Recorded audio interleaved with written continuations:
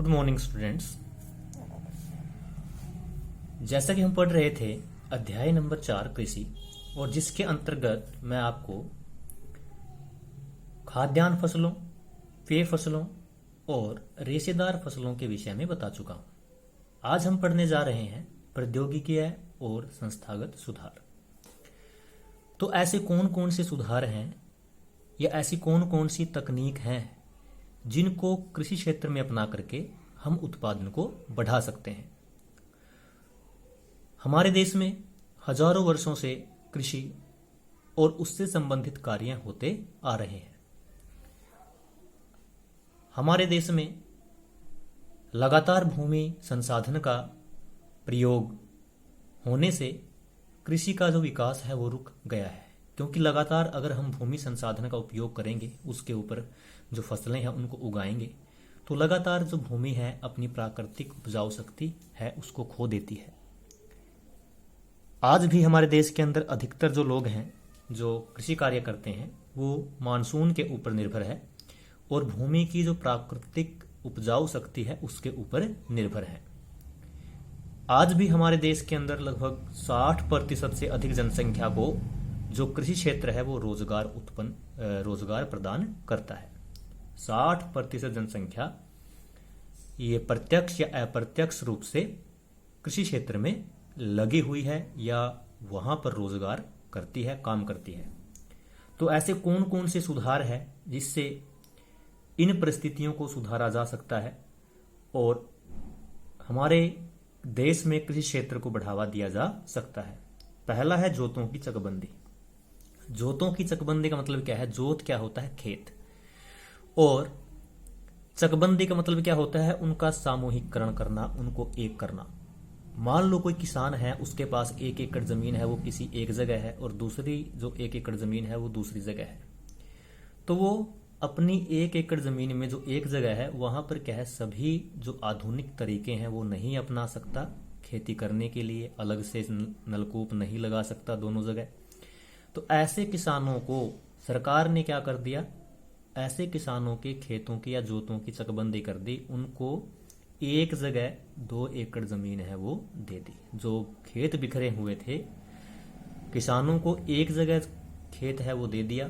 इससे क्या हो गया कि उत्पादन है वो बढ़ा, क्योंकि जो किसान है वो अपने खेत में अब आसानी से जो आधुनिक तकनीकें हैं उनको अपना सकता है और इससे उत्पादन में वृद्धि हुई। दूसरा क्या हुआ? जमींदारी प्रथा का अंत। पहले क्या था, हमारे देश के अंदर बहुत सारे ऐसे लोग थे जिनके पास बहुत ज़्यादा ज़मीन थी और वो अपने यहाँ जो खेतीहर मजदूर हैं उनको रखते थे जो उसके खेत के ऊपर खेती करता था।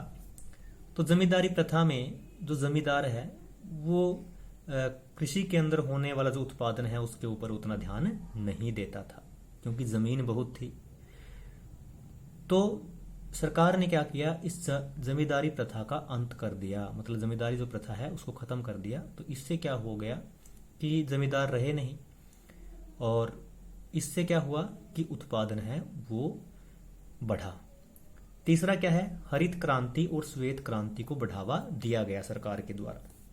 हरित क्रांति होता है खाद्यान्न के उत्पादन में अत्यधिक मात्रा में वृद्धि, गेहूं के उत्पादन में, चावल के उत्पादन में, जितनी खाद्यान्न फसलों के विषय में हमने पढ़ा है तो उनके उत्पादन में अत्यधिक मात्रा में वृद्धि होना ही हरित क्रांति कहलाता है।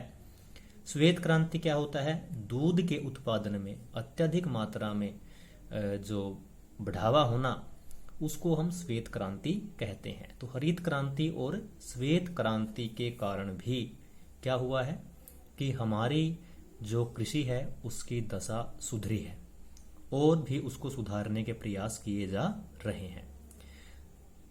नए नए जो बीज हैं उनका आविष्कार हो रहा है, नए नए बीजों को अपनाया जा रहा है। दूध का उत्पादन कैसे बढ़ाया जाए उसके ऊपर विचार हो रहा है।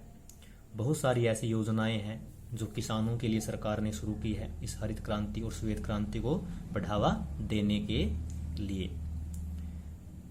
तो ये हरित क्रांति और श्वेत क्रांति को बढ़ावा देना, ये भी क्या है, एक सरकार का एक मकसद है जिसके माध्यम से कृषि क्षेत्र में सुधार हो सकता है।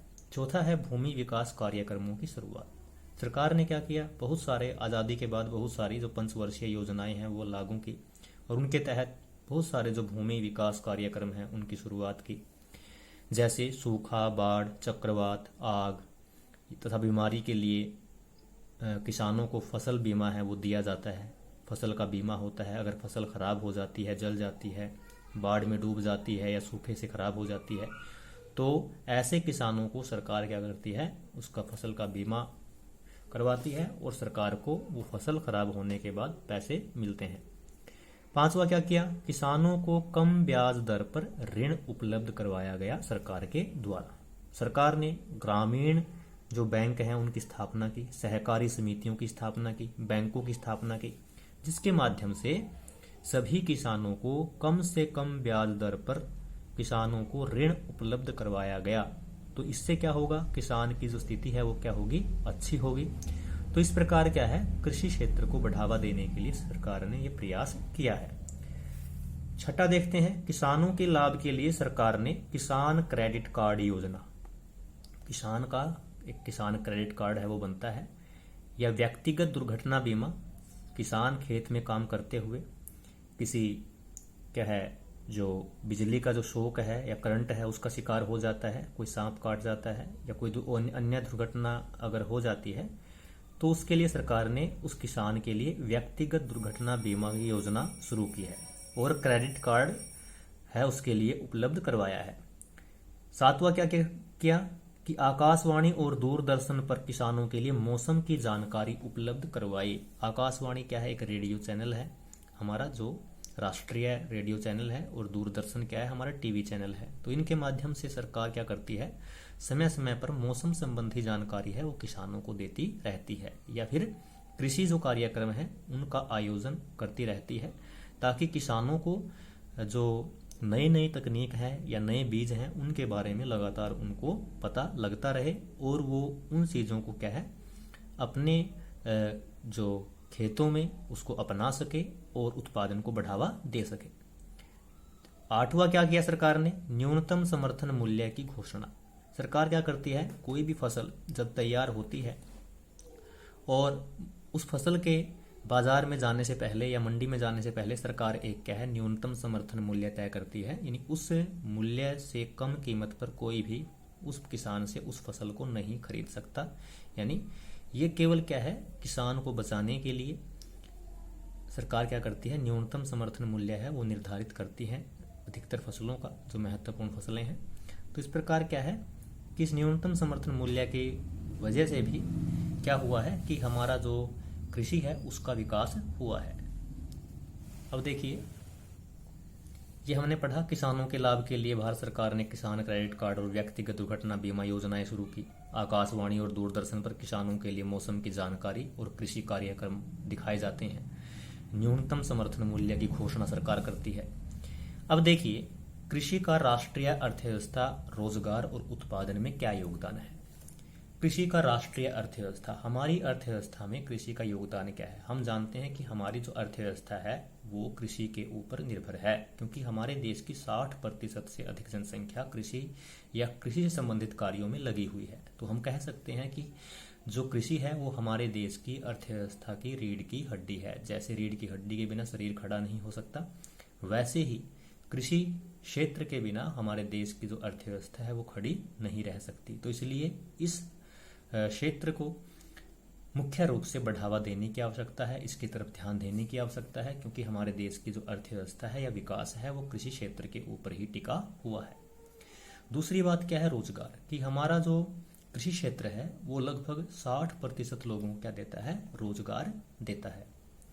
और फिर बात करते हैं उत्पादन की, कि हमारे देश के अंदर सकल घरेलू उत्पाद है, मतलब जितना भी हमारे देश के अंदर तीनों क्षेत्रों में, प्राथमिक, द्वितीयक और तृतीयक क्षेत्रों में जितना भी उत्पादन होता है, कुल उत्पादन होता है, तो जो सकल घरेलू उत्पादन है वो लगातार क्या हो रहा है, घट रहा है। इस समय क्या हो रहा है, लगातार जो सकल घरेलू उत्पादन है या सकल घरेलू उत्पाद है वो लगातार घट रहा है।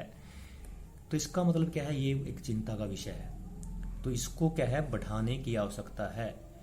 और 2010 और 11 में क्या है कि हमारे देश के अंदर क्या है, जो सकल घरेलू उत्पाद में योगदान केवल 52% था और उसके बाद वो लगातार क्या हो रहा है, घट रहा है।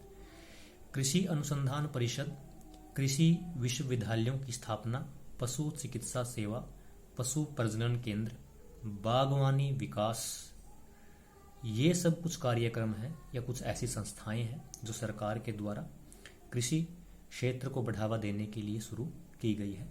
तो आज हमने पढ़ा कि कृषि में महत्वपूर्ण कौन कौन से किए जा सकते हैं जिससे कृषि उत्पादन को बढ़ावा मिल सकता है। अगली वीडियो में हम अगले टॉपिक के बारे में डिस्कस करेंगे। Thank you.